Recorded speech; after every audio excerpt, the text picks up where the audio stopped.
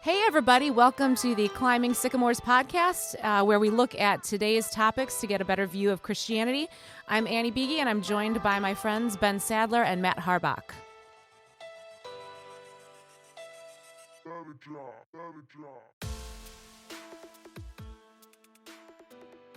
Rolling.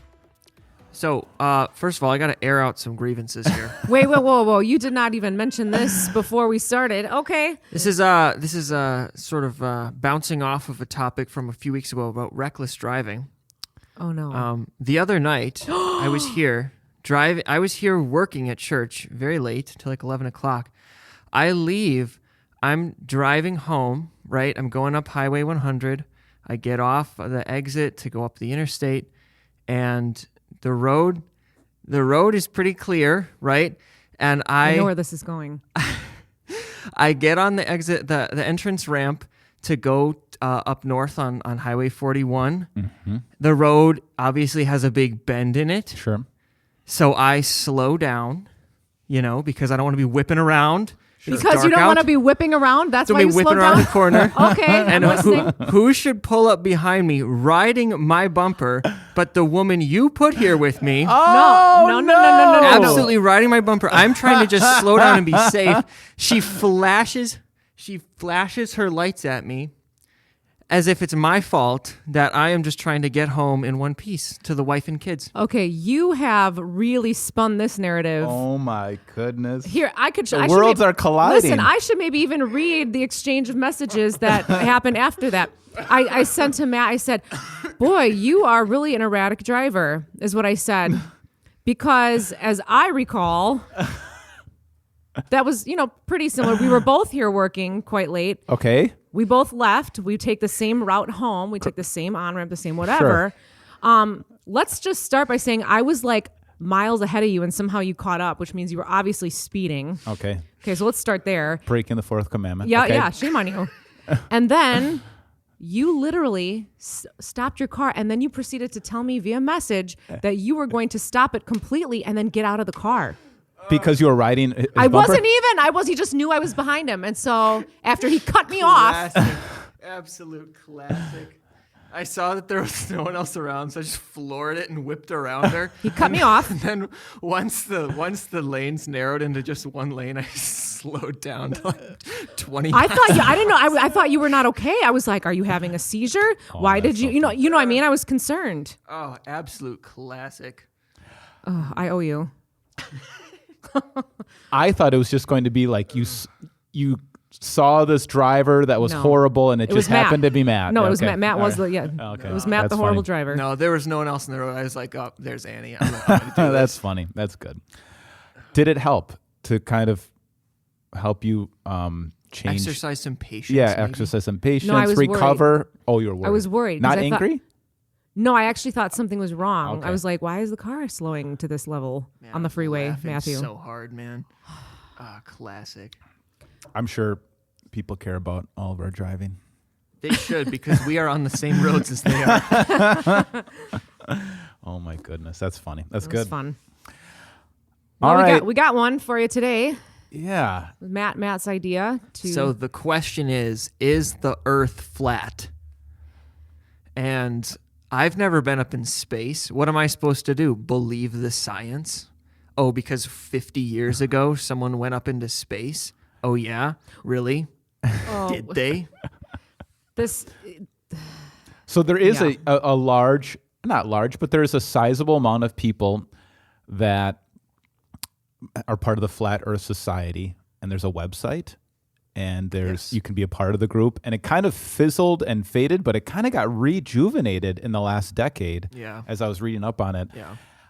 So why do you want to talk about it? I have some things that interest me. Why I be interested in talking about it. Yeah, so there's a lot of science, and I'll call it science. Some people would call it pseudoscience or fake science, but the fact is science is just answering or asking questions Okay. and running tests and doing research. Okay. And there's two things. One is it bothers me when people say, like, when you just throw out like a fringe idea and you say, scratch that because it's not widely accepted, therefore it isn't true. And you say, Which well, is it's a fallacious argument to say just because right. a lot of people accept Most it, of the scientific community, it's like, oh, have you talked to most of the scientific community? First of all, like scientists are all doing different things. There's like astronomy, biology, chemistry, physics. Like they're all doing different things. Most of them aren't studying this. I don't believe the Earth is flat. Not by a long that's good. shot. Okay, that's good. But good to get that. but the one argument I know, like people will just dismiss it because it's a fringe thing, right? And I don't agree with that. Okay. However, then the other thing is there's a lot of Christians that feel it is their duty to believe or act as if the Earth is flat because there are some passages in the Bible that seem to suggest that the Earth is not a globe. And they think they are the unsung heroes. Yeah. The reason I was interested in talking about it is I think it's a test case or an example of how we might read ancient cosmology or an ancient value and then try to impose it onto our modern understanding. The Bible is still true in the sense that it's accurate as it's teaching us about God and who God is, and God spoke through these people, and yet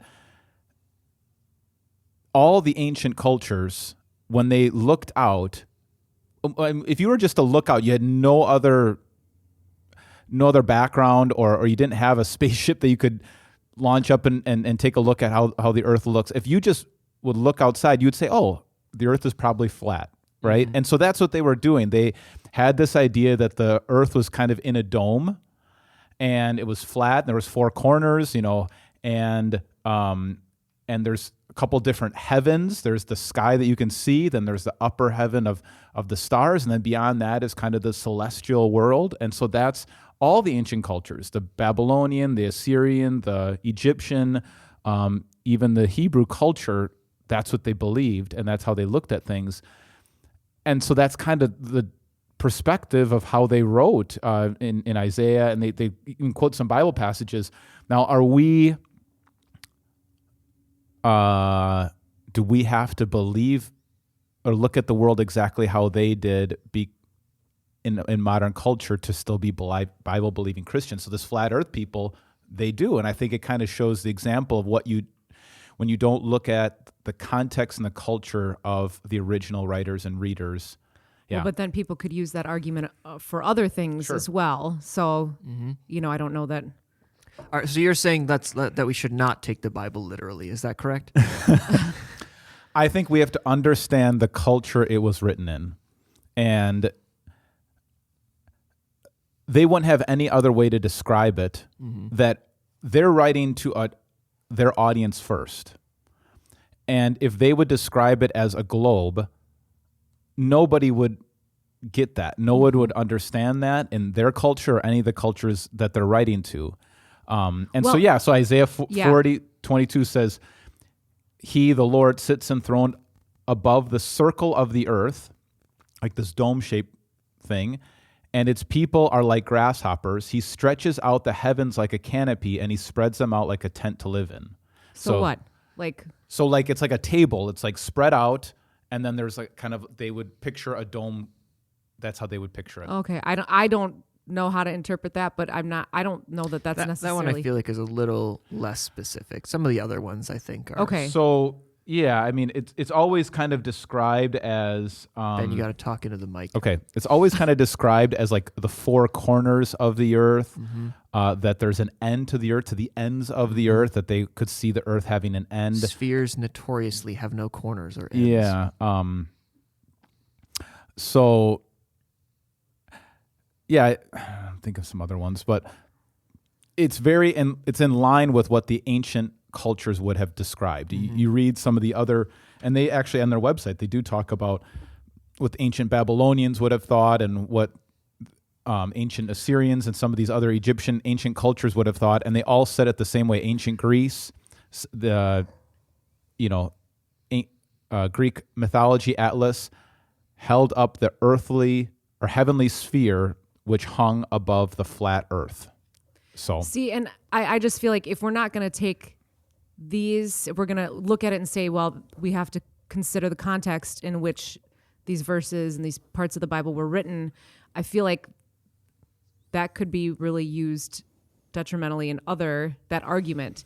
So for me, I don't know that I mean, it makes sense for me to say this was the context and under, which this was written, and these were the people they were writing to, and this was the belief at the time. Mm-hmm. And so I agree with that, and I understand that, but then I feel like that's a dangerous precedent to set when you talk about other components of the Bible, because we could say, well, talking about, I don't know, anything, gay marriage, anything. Well, Sure. That was part of the culture then. That would have been that would have been upsetting to the culture. So is that the reason why it's wrong? Yeah, right. Like, so I just don't. Yeah. I guess that doesn't trouble me in the same way, because I don't think I make that. Even marriage and all those things, like there's polygamy in the Bible, and that was very much accepted in ancient culture, even though that went against God's original design of Adam and Eve and the design of marriage and what God calls marriage to be. And so I see. Okay, that makes sense to me. We have to know something about what was normal in that culture to now. That doesn't mean anything goes now because, that was back then, now this is now. But I see. If you're going, man, I mean, anytime you travel to another culture, there's just so much we don't understand. We can't even begin to understand how much we don't understand when you go to another culture. Mm-hmm. And that goes especially, now we're talking not only a different culture, but ancient people who lived 4,000 years ago. And so we have to be respectful of that and be open to that and not feel like, I don't know. So it is challenging, but when we come up against something that we have a better understanding, we just describe it differently. I don't know. And I just don't want people to invalidate other parts of the Bible because this is invalidated. I guess this is the shorter way of me getting to what I was trying to say. It's just how they would have looked out at the world of any ancient person would have looked out at the world and said it's flat because that's what they can see. And so when they described the world, that's how they would describe it. So they didn't even have that. They didn't even have that space in their brain to think of it any other way. But I do believe that what it says about morality has stood the test of time. I can see what you're saying, that it'd be a slippery slope, but I think we have to still understand the original culture and what was normal back then so that we can understand how to interpret it today. And I'm cool with like I can understand why people are looking to the Bible and they're, purists and they're looking at these verses and whatever. But some of the arguments for flat earth, like I feel like this is not, you can't be serious. Like one example, and maybe you can substantiate this, comparing NASA, they say NASA in Hebrew also can be spelled NASA, and it means to deceive. So they're drawing, now we're really reaching for. The veil is lifted. Yes, because NASA in Hebrew means to deceive, and therefore NASA is a hoax. Other very, very compelling arguments include Neil Armstrong, spelled backwards, is Gnorts, Mr. Alien. I'd like to Makes sense? Makes sense. Yeah. Other compelling evidence includes. I'm convinced. Includes. This is why. This is why they're called airplanes and not air globes. Okay. Also, we might need to pause. Another. Really. You're building a strong argument. I know. Yeah, hear me out. Because the horizon is a horizontal line. It's called a horizon. It's actually not though. Not a curvizon. No, it's literally not. Like at a far enough distance, you can actually measure. There's a very, very small degree change in the horizon. Well, you have to be able to people's see. visible, right? That's the thing. For most people, so oh my gosh. But so I think I've made some. Oh, killer! Really, that's hilarious. That's good. Strong arguments. It does seem like if you want to start a conspiracy theory, like you have to have like a code and these Yes. secret words spelled backwards and all these. I saw. That's why Revelation can be so fun for people who want to come up with conspiracies. I saw this the is numbers off and everything. topic, but I saw a video of a lady and she was convinced that Monster Energy is of the devil. Oh, that makes sense. And because like the M is Oh, like yeah, yeah, those yeah. 3 lines, and Yeah, yeah. that is like the Hebrew number 6. So it's like 666 makes up the M. Yeah. And then there's like stuff in the can is like the T in Monster. When you drink it and you tip it upside down, it's like an upside down. What is this? cross. The Da Vinci Code? Like, what are we dealing with here? I honestly wouldn't be surprised if Monster purposely picked the 6 to be like 666 because that's kind of the branding. Like it's supposed to be like dark really and dark spooky, and intense. yeah. But for heaven's sake, it's not Satanism. I don't. I It's a beverage. I just feel like there's just some very poor. Maybe for me, I think I can probably keep clarifying how I would understand the Bible. Like, it does seem like God comes to every generation according to that culture. Like, he meets people where they're at. So in the first book of the Bible, you have a lot of dreams and dream interpretation. Even today, in Islam culture and faith, dreams are really important. And there's a large number of people who are coming to Jesus through their dreams. Like, they have no other way to meet him, and God is coming in ways that they would understand. And so I don't think God implanted into these biblical authors a 21st century understanding of cosmology and of, like, they just went, or of DNA or of whatever, genetics or what else. But as far as that, doesn't mean they didn't have wisdom. And C.S. Lewis talked about that, like chronological snobbery. This idea that just because somebody comes from ancient groups doesn't mean they don't know anything about how the world works or how people work. Like, just because they might not have the same scientific tools or gadgets or things we have, the things they knew about human nature Yeah. and about psychology and about spirituality and how God works and how the evil works, we got to get over that we have it all down. I've heard that a lot when people say like, oh, well, back then they used to put leeches on people. They didn't know what they were doing. Or back then They did, actually. they thought sacrificing humans to God would make it rain. They didn't know anything, Yeah. you know? And then, so you discredit everything right, else that like they they would were say. all crazy. Right. And that's why I think even It's tough to say about the people that eventually had give birth to you. Like right. they had to that- have it figured out or they'd be dead. Right, we wouldn't and be here. what are people going to say about us if the world is still around in 3,000 years? How Right, stupid yeah. are we? You know, you're doing the best you can with what you got. So I think that's something we have to understand. But just because they have they have a inaccurate view of cosmology doesn't mean they have an inaccurate view of marriage, of human sexuality, of God, of eternal life. And I think it keeps on getting clearer and clearer as you get to Christ on all those things. Yeah. So yeah, really, like, how much does this really matter, right? In essence, right? Well, it's poetry. All those verses are poetry, and how you would poetically consider the world, they're using the ancient kind of way of looking. But we also We say the sky is up. yeah, we do that too. Like we say those kinds of things, even though Can I just read a couple of those Yeah. just so that yeah. our dear listener knows kind of what we're talking about? Did you had some in mind that you liked? Yes. We even we say things like the sun's coming up Right.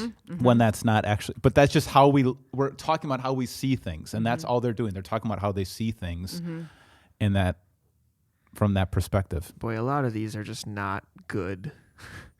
Are not good They're evidence. a stretch. Yeah, it's a stretch. Well, right. It seems like all of this. I mean, that's why I don't. Yeah. So he hath described a circumference upon the face of the waters unto the boundary of light with darkness. Okay, so So I don't know. It's a circle. It's a circle, and then I don't know. That still kind of works with a globe. I was doesn't going to it? say that could also be a sphere. They don't call it a sphere. Okay, but not that one, but other ones Okay. are better. Well, okay. So the one that did stand out to me was when Jesus is tested in the wilderness. There's both the Matthew and the Luke one. The devil taking him up to the devil took him up onto a high mountain and showed him all the kingdoms of the world in a moment of time, meaning all at once he could see all the kingdoms of the world from one high vantage point. He was the son of God, like, and that was the devil. Like, yeah, you could show him that, right? But the idea is he took him up to a high. If you wanted to just like give him a vision of I guess, everything, yeah. right? You don't have to go up to a high mountain to do that. But if you're up on a high vantage point, you can see everything so long as the world is flat. I guess How high I'm would it not have to troubled be? by reading the Bible as a story, and people they were growing in their understanding of God's world as the story went on. So like if we would have a time machine and we went back and interviewed Abraham or Isaac or Jacob, or these ancient people, Moses, and said, what shape is the earth? Does it look like this? Is it a globe or is it flat? He'd probably say it's flat. He's like, I don't know. I've never really thought of it before. But you could also ask, like, who's Jesus and when did he die and how did he become raised to life? Like, I don't know. That hasn't happened yet. So there's more and more information as time goes on. It doesn't mean that, again, they were stupid. They just didn't have that perspective that we have. And so when they describe things in a poetic way, they would have described it the way all ancient people would have described it. But what they say about God and about humanity is still accurate, or even about spirituality. Yeah. Yeah, most of these are actually pretty bad. I think the main ones. The main ones that would be like the best evidence are when the Bible describes, like you said, the ends of the earth and the corners of the earth. Mm-hmm. And I think in that context, like when we say like the farthest corner, you're just talking about like the furthest point away. Yeah, you know? I don't see what the big deal like. And the big deal the is. end just I don't know. So even if they did believe that the earth was flat because that was the culture and that was the information that they had at the time, because that's what it was. Yeah. I mean, are these biblical purists that are just Right. Well, and that doesn't mean that we are confined to ancient cosmology according to how they describe the world. Mm-hmm. They would have had no other way to describe it, just like they wouldn't have had any way to describe DNA, and they wouldn't have any way to describe so many different things that we understand scientifically. I think It's not a science textbook. I think the difference between the Old Testament people and like the flat Earth society today is like the word believe, like you said. It's like, did ancient people believe the earth was flat? No. They maybe thought that, but they probably didn't think all that much about it. Mm-hmm. They did draw models, but you only draw models for what's useful and relevant to you. Mm-hmm. You're not saying, oh, the earth is definitely flat.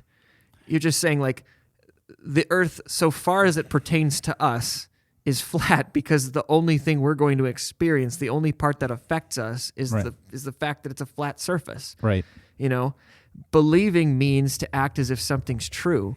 And so they may have speculated the earth was flat or round. It doesn't matter, but the fact is it didn't affect them.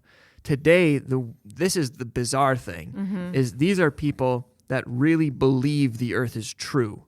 Meaning flat. It Yeah. the earth is true. flat. Matt. I Yes. think the Sorry. earth is true. Like, it's still there. You Yeah. can't prove that.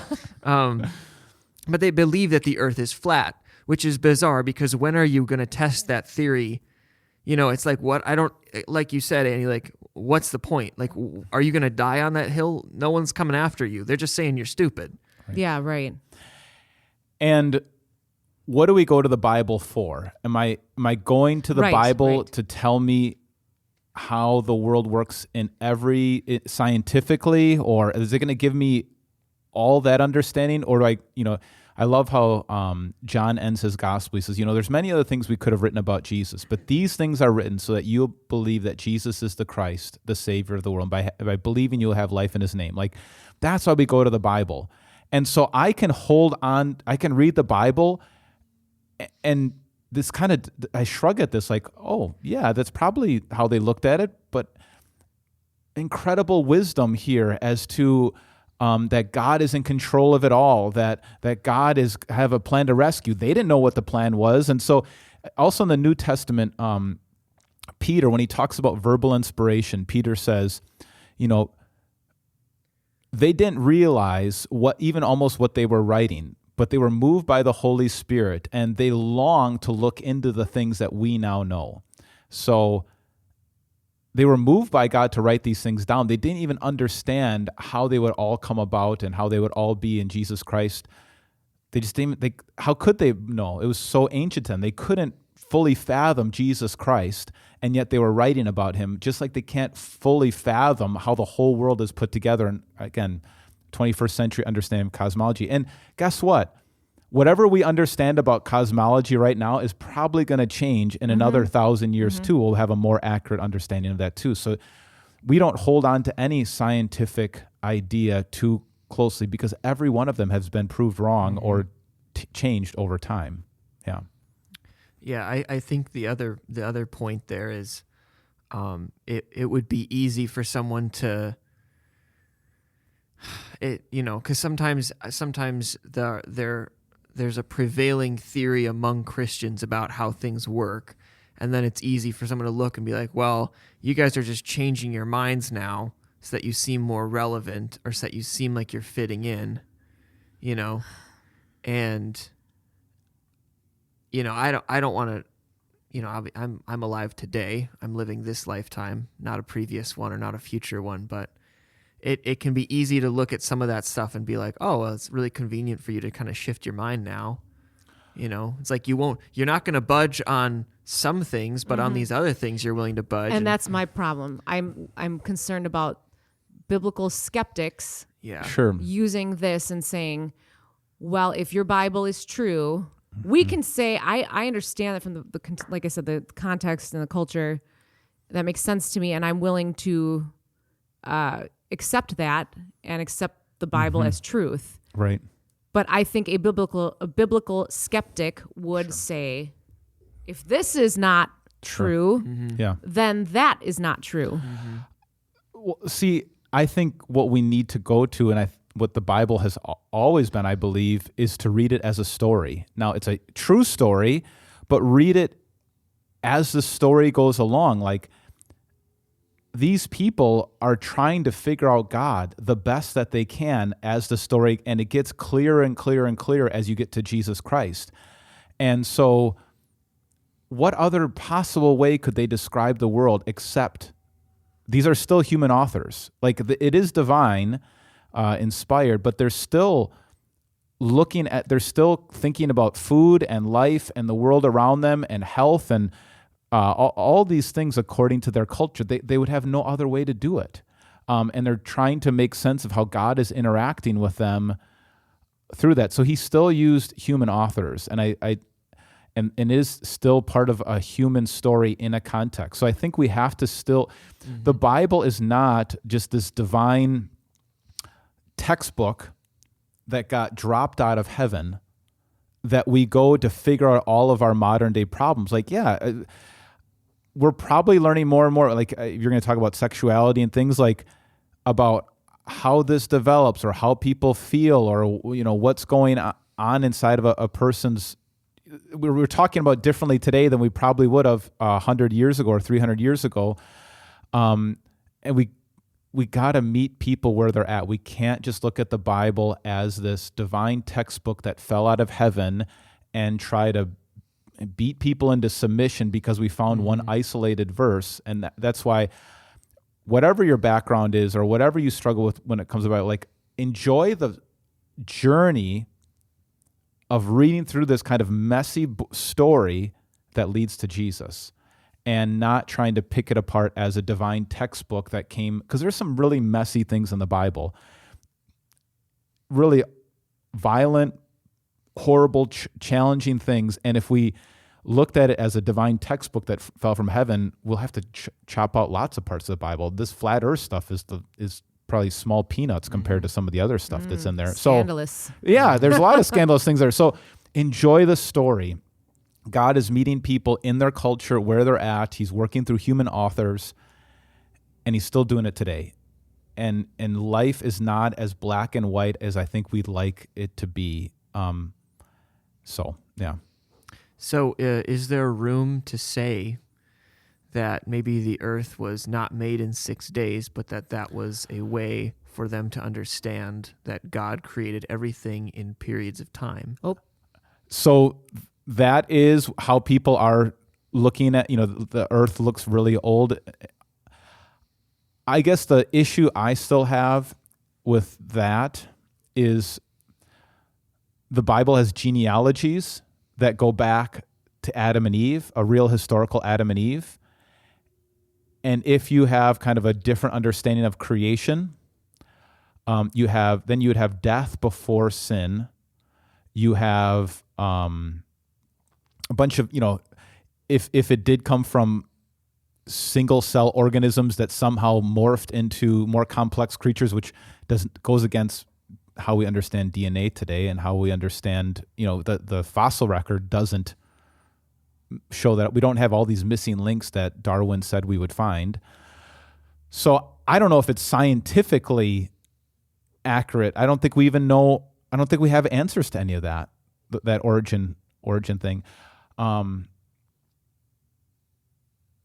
Yeah, is that gray enough for you? Is that nebulous for you? It's like it seems like we maybe jumped ship on one thing, right? That flat Earth, round Earth, we're going to heaven. We don't really care. And then it's like, how many days was the world made in? Ultimately, it doesn't really matter how long the Earth took to make. Right. Like that doesn't affect the fact that Jesus came. So it's like, why can't? Right. Why not just? Why hold out when? So the only again that the challenge I have is more internally. It seems like Moses, even when he's quoting the 10 Commandments, he says, one day you should rest because God rested after he made the earth in 6 days. So it seems like they took that literally, not just as a figurative story.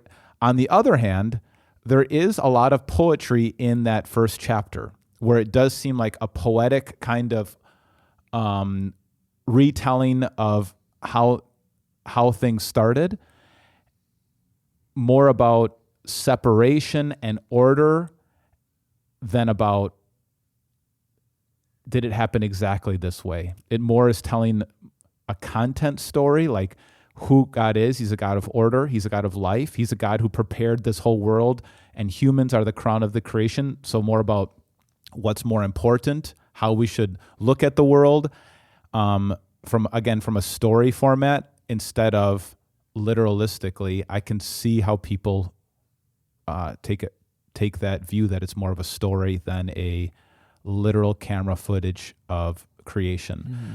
Now, I don't believe in Darwinian evolution and Big Bang, more because of the science even, not just theologically. Like, we don't have evidence of missing links.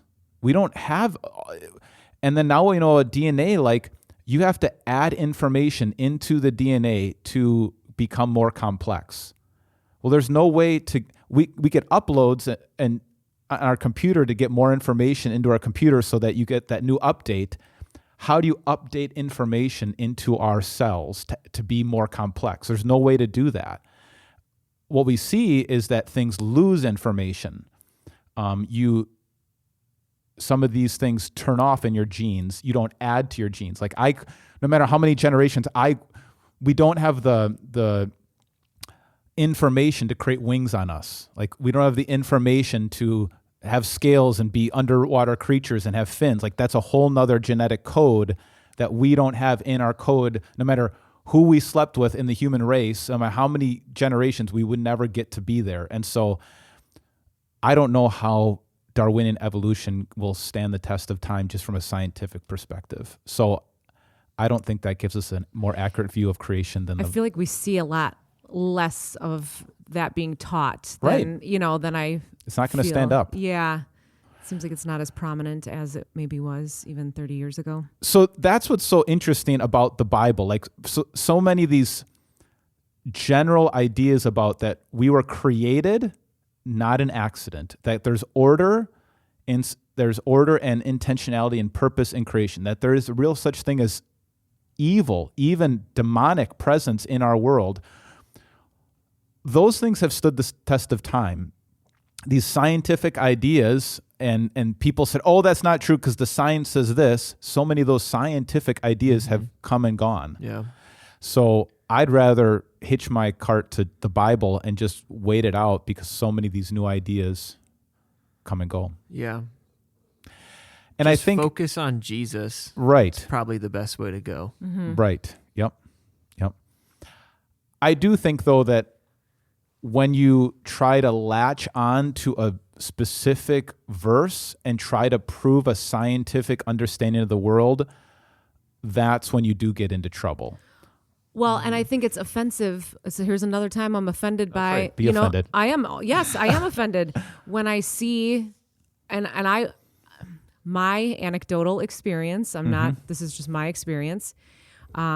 I do know some people who are flat earth, they believe in flat earth. They tend to align with what I would consider to be a right-wing, hardcore Christian nationalist, borderline extremist, conspiracy theorist, doomsday type of personality or ideology. And I feel like I am offended because if I say that I'm a Christian, I get thrown into that category of people. Oh, you're Christian? Oh, then you must be a flat earther. Yeah. No, don't put me in that box. Yeah. You know? And so because I feel like you are, if I believe that you are flat out denying science when you say that the earth is flat, and I think that science and God work in tandem. God created it. Right. Yeah. So, and he created our ability to understand it, and the tool, help humanity create the tools to understand what we understand now. So I don't know. I don't like being lumped in with that. And it is offensive to me that when I say that I'm a Christian, that I'm automatically put into that category. Yeah. Right. I think, so I knew a pastor in my previous city I lived in, and he's from our church body, but he was very black and white. Like he had these rules, and he had rules about the rules, and a lot of it was like he just, and whatever, even like the church body or even older views that we don't even follow anymore in our church body, like he had these rules. And I think it was a source of a lot of comfort for him. Like everything was black and white. And I think maybe some of these groups, like it's a sense of control. I live in these black and white boxes. No one's going to tell me anything different.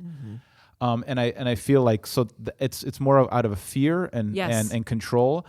And I have becoming more okay with God is meeting me in this mystery. I don't have all the answers, and I'm going to trust in God. And it's almost like you have all the control, you have all these rules, so you don't have to have God. Right. Doesn't it almost seem like a lesser faith, so to speak, where like, Right. I know everything. Right. You sheeple don't know anything. I'm the keeper of the knowledge. I know. Right. I know better than the scientists. I know. Yeah. And right. It's control. Yeah. thing. And so just to be open to what God might be telling us, and maybe I'm misunderstanding the scriptures, and maybe I need to I still think the scriptures are right and they're accurate and they're true and they're without error. Maybe I'm reading them wrong, and I need to change, not the scriptures. So that's what I've noticed with some of these people. Then there's the other extreme that I would say maybe progressive liberal, not necessarily the theologically liberal, I would say. Well, like all that is dumb. The Bible's all old. There's Jesus there, and we need to come up with a whole new idea of the world and of how we look at people. And I think there's a story in the middle there. Yeah.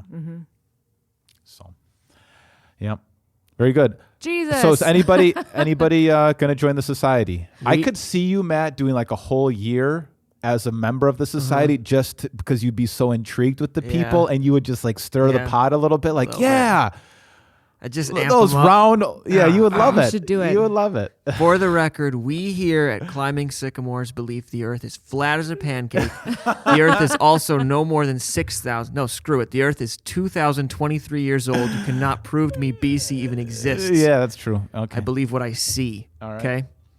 He's lying. Okay. Am I? All right.